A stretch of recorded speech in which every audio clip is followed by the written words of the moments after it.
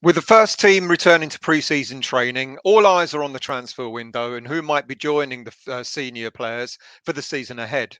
Naif Aguerd, as we know, is the first player through the door, and that was followed up by the excellent coach Mark Warburton being announced as a first-team coach to replace the departed Stuart Pearce. There are many stories being bandied around as to who might be next to arrive. All bets are on the obvious. Alphonse Areola is expected to be announced as the next permanent signing for West Ham United, and that should either be later today, which is Monday, the 27th of June, or on Tuesday, 28th of June. Then, of course, whether you like it or not, Jesse Lingard's saga continues, and West Ham have been rumoured to have made a lucrative offer to the player to finally join the club on a permanent basis. So we'll keep you informed or I'll keep you informed when that happens, or if it does happen at all. There are so many other stories that are being bandied around, so many transfer stories that are knocking around.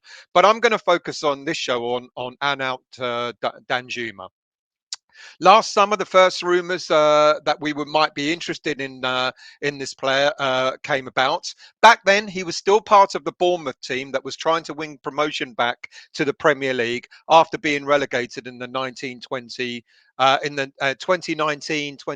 season.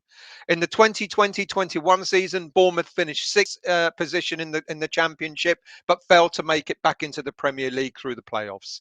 Danjuma was one of those players who was sold at the end of that season. He's a right-footed attacking midfielder who can cut in from the left, a bit like the opposite to what we have with Jared Bowen, of course. Now, what about him? Let's go through a little bit of detail about him and tell you just what you might need to know about Danjuma. He was. Let me get to the right slide. 5'10". He's an attacking midfielder. He can play it as a striker as well. Dynamic and pacey, and very, very skillful. He's a very physical presence, and he's got a direct style to his style of play. He draws defenders to him before taking them on.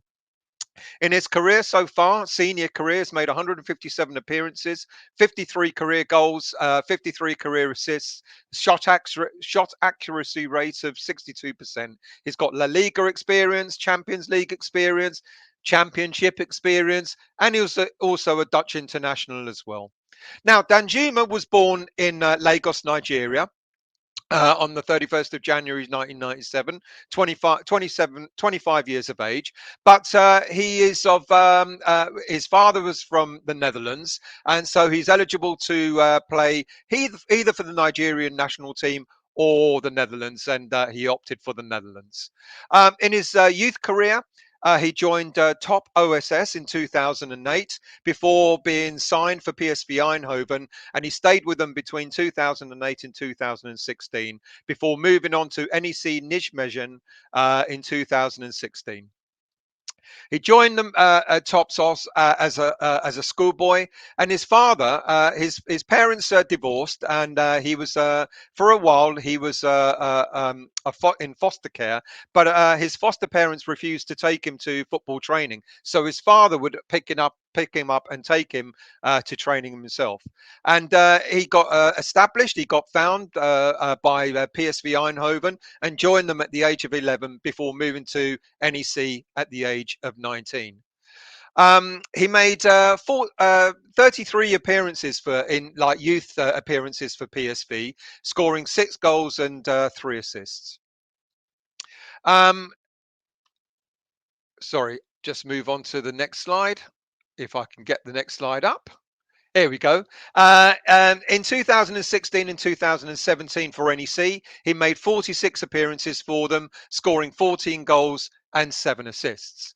In 2018, Club Bruges came calling, and they paid a fee for him of £2.5 million, and he was with that club for 1 season. 25 appearances. He didn't have necessarily the best of times there, 6 goals and 4 assists. However, that was more than enough for Bournemouth to come knocking on the door in 2019, where they signed him for a fee of £14.8 million.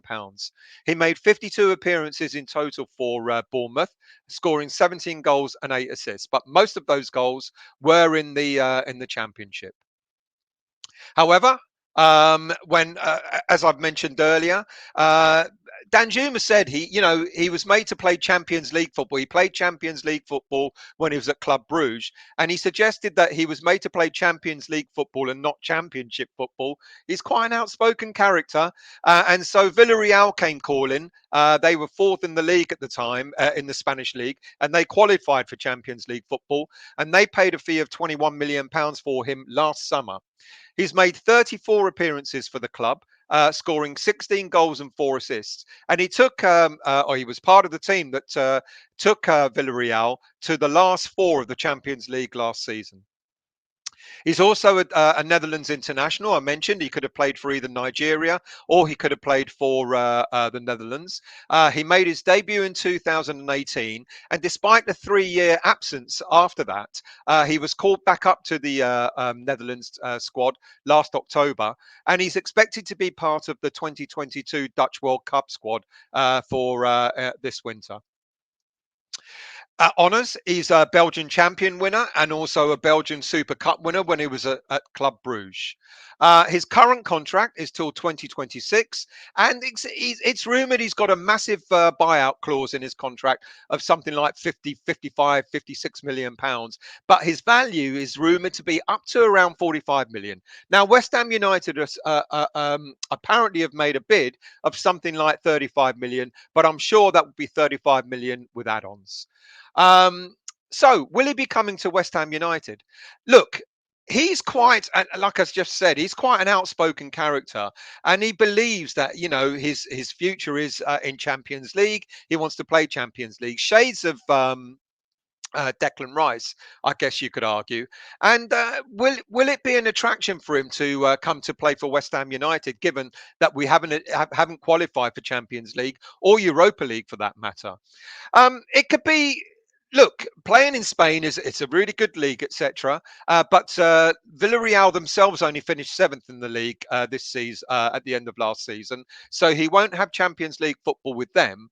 And maybe, quite possibly, Danjuma will look at West Ham United and the project that David Moyes is trying to build, and perhaps think to himself, well, this might be a team going somewhere. There must be assurances, a bit like we've got with Declan Rice. There must be some assurances with Declan to try and convince him to stay. And a signing like Danjuma, maybe Lingard coming in, the confirmation of Areola coming in, Aguerd coming in as well, and a few other signings that we're linked to might convince the player that maybe West Ham United are going places. So it's going to be interesting to see what happens. He's very much, he's a very talented player without a shadow of a doubt. So I guess it will remain to see. Now, apparently, Villarreal have started already looking at a replacement for him, and they have made a signing, or they're just about to make a signing themselves. So they're looking at the potential that Danjuma may be leaving imminently. Will it be at West Ham? I don't know. There must be other teams coming in. There were rumours last season or during last season that the likes of Liverpool are looking at him and other teams as well. But how many wide players do Liverpool need? And Danjuma must also be thinking to himself, look, yes, of course I want Champions League football, but at the same time, I don't want to be sitting on the bench for half a season. So maybe, just maybe, a team like West Ham United could be the sort of team that he might be encouraged to sign for. Let's see. It would be a massive statement for West Ham to get a player like that in, and it would maybe make Declan Rice go, hang on a minute, things are happening here. So there's all to hope for. Look. If you like what you hear, if you like what you've seen, etc., and if you're new to the channel, do hit the subscribe button, hit the bell notification, and do hit that like button as well. I'm going to leave you with a short video on Danjuma, about a 4-minute video with his skills, history, etc., etc. And if he's a signing, then I think it will be great. Join me for the West Ham Weekly tonight. It will be starting at 8 p.m. There'll be a notification on the channel, on the YouTube channel for that, and I'll see you very soon.